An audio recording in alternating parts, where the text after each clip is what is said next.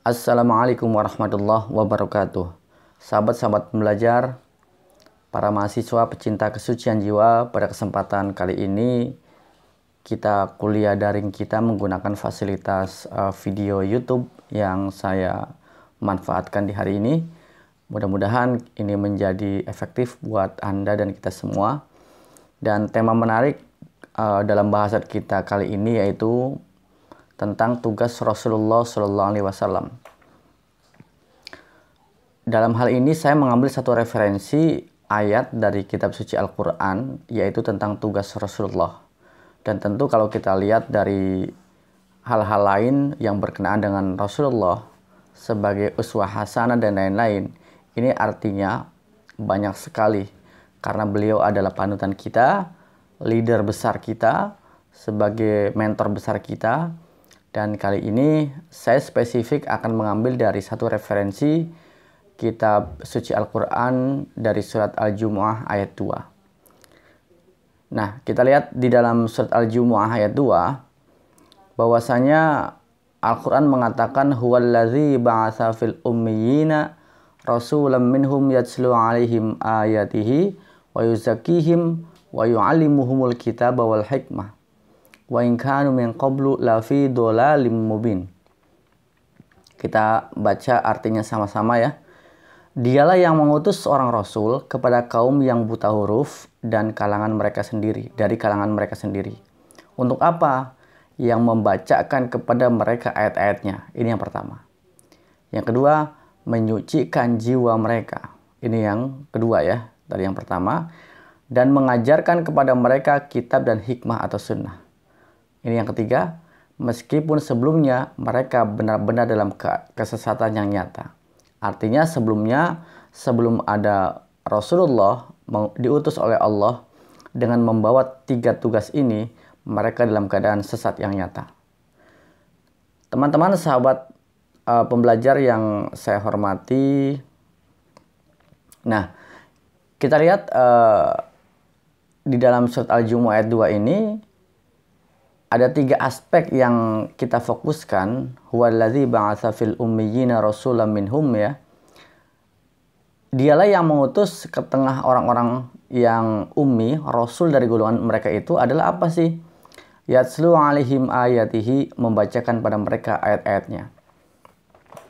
Jadi yang pertama adalah tugas Rasul membacakan kepada mereka, kepada kita semua, yaitu membacakan ayat-ayat Allah. Kita tahu bahwa ayat-ayat Allah itu ada ayat yang tersirat dan ada ayat yang tersurat.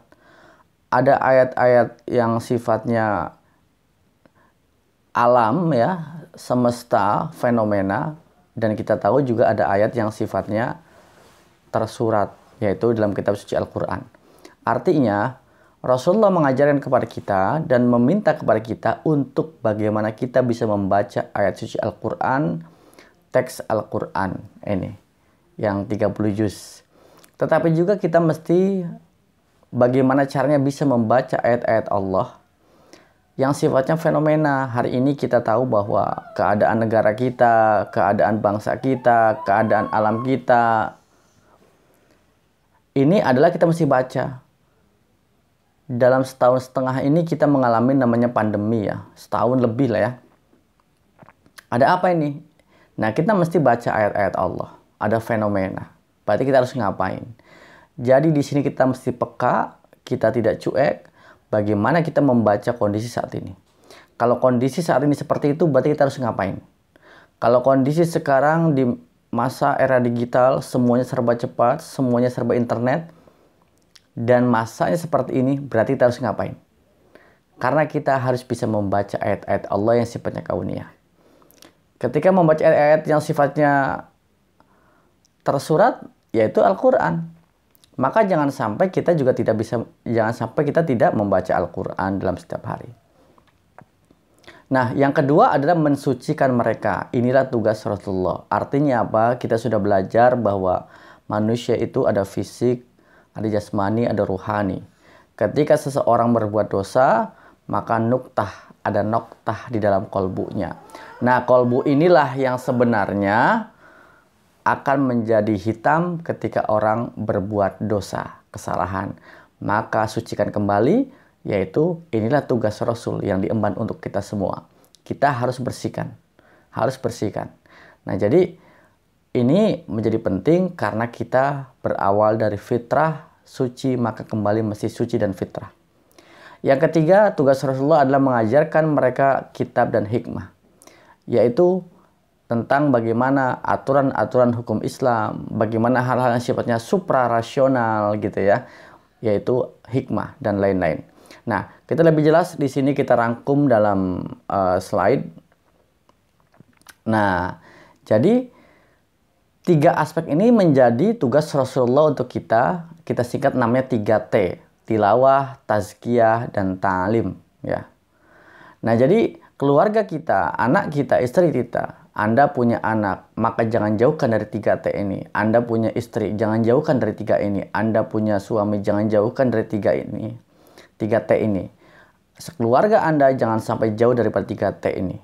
Ajarkan kepada anak-anak Anda, yaitu 3T, dan ajarkan kepada keluarga Anda 3T. Tilawah. Nah, ayat-ayatnya. Jangan sampai di keluarga kita tidak ada sama sekali tidak membaca Al-Quran dalam seminggu, dalam sebulan apalagi, dalam setahun apalagi. Kalau bisa setiap hari, setiap pagi kah, setiap sore kah, setiap malam kah, ada orang yang membaca Al-Quran. Ramaikan rumah kita dengan membaca ayat-ayat Allah. Tentu ayat-ayat yang di dalam kitab suci Al-Quran yang tersurat. Dekatkan mereka untuk mengerti, memaknai, yaitu Al-Quran. Kita kembali kepada Al-Quran. Ini yang pertama yang mesti kita ajarkan kepada keluarga kita. Selain kita juga mempelajari ayat-ayat Allah yang sifatnya fenomena, kejadian, alam, dan lain-lain. Yang kedua, kita juga mesti ajarkan kepada keluarga kita, yaitu tazkiyah jiwa kita, pembersihan hati kita. Lakukan hal-hal yang sifatnya membersihkan hati kita daripada perbuatan-perbuatan dosa yang telah mengotori. Dan yang ketiga adalah jangan jauhkan keluarga kita dari ta'lim, yaitu kita belajar tentang hukum-hukum, aturan-aturan syariat Islam, dan hal-hal yang hikmah. Artinya dalam kehidupan ini ada hikmah. Ada sebuah sunnah Rasulullah, sunnah Allah, sunnatullah, yang memang terjadi. Ada the miracle, ada keajaiban. Dalam kehidupan ini ada sifatnya keajaiban. Ini juga mesti kita pelajari dan kita kasih tahu. Ketika manusia terbatas hidupnya, ketika manusia tidak bisa berpikir lebih jauh, disitulah kita mendapatkan satu keajaiban-keajaiban. Karena Allah akan mendatangkan satu keajaiban kepada kita ketika kita, ya tadi kehendaknya, kita dekat sama Allah, kita diberikan kasih sayang oleh Allah, maka ada sifatnya suprarasional. Nah, ini ya, jadi ternyata sangat lengkap sekali tugas Rasulullah kepada kita semua. Nah, saya akan berikan contoh dari 3T ini, yaitu tazkiyah.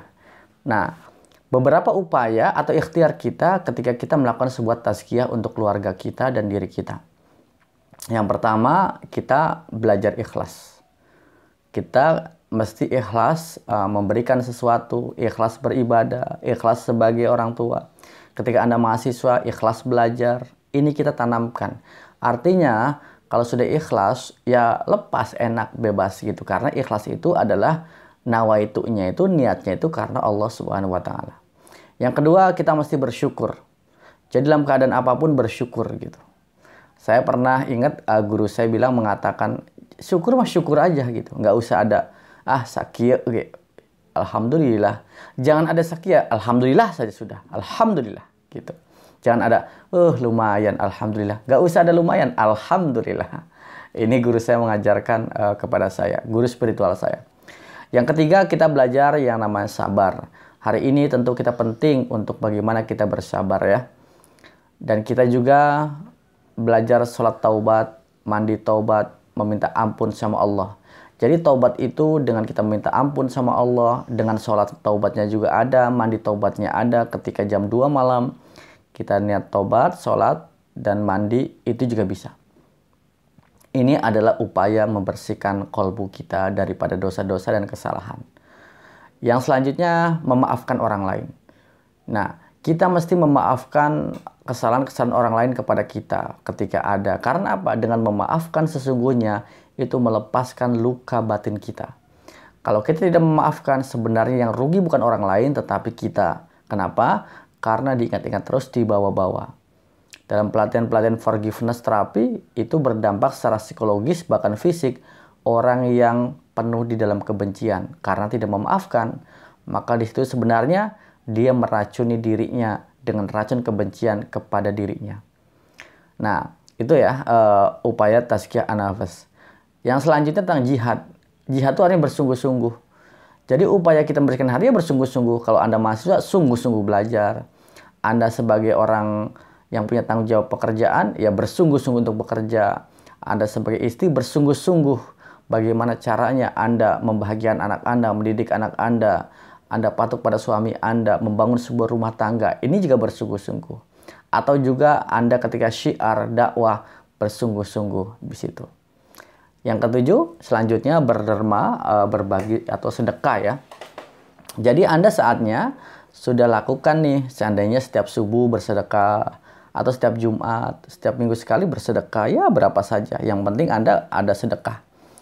Ketika punya harta yang punya nisab, ya mesti zakat dan lain-lain.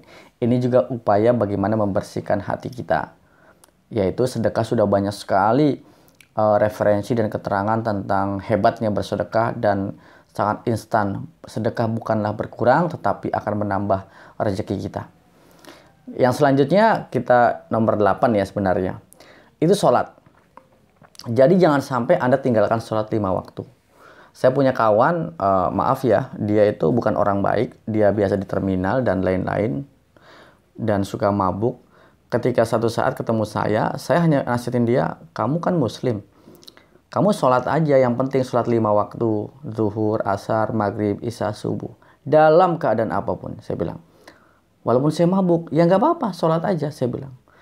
Nah, singkat cerita, kenapa saya lakukan nasihat ini? Karena semua nasihat orang tidak dia terima. Saya ingin sholat dia menolong perilaku dia.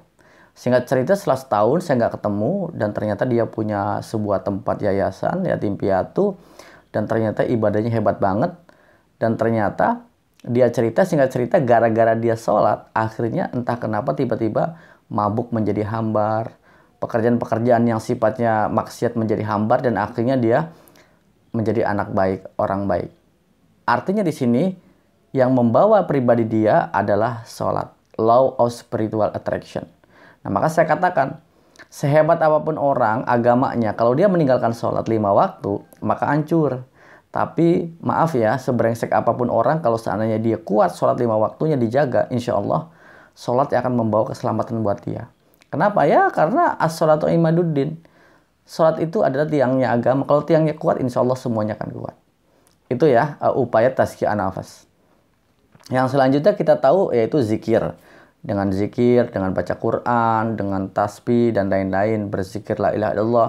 Ini adalah proses bagaimana kita tazkiyatun nafas. Banyak sekali keterangan yang mengatakan tentang fadilah zikir kepada Allah. Karena zikir adalah ingat kepada Allah.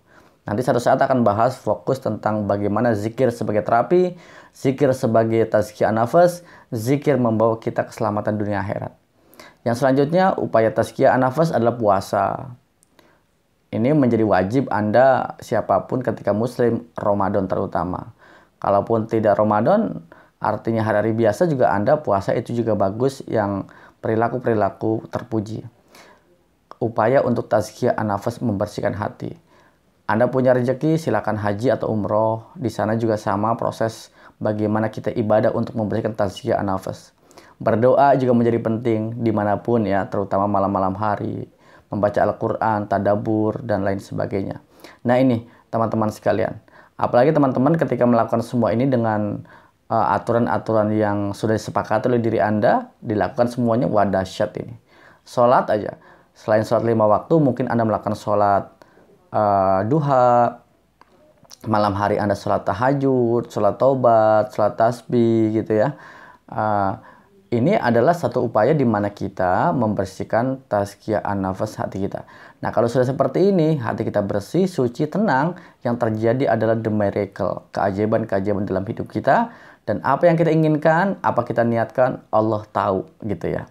Bismillah, kita sama-sama melakukan semua kajian ini menjadi amal kita. Mulai sekarang ke depan, kita upaya tazkiyah an-nafas.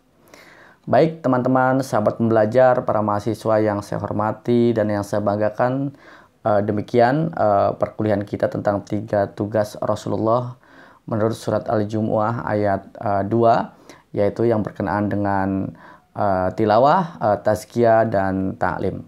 Dari saya cukup sekian, mudah-mudahan manfaat. Terima kasih. Wassalamualaikum warahmatullahi wabarakatuh.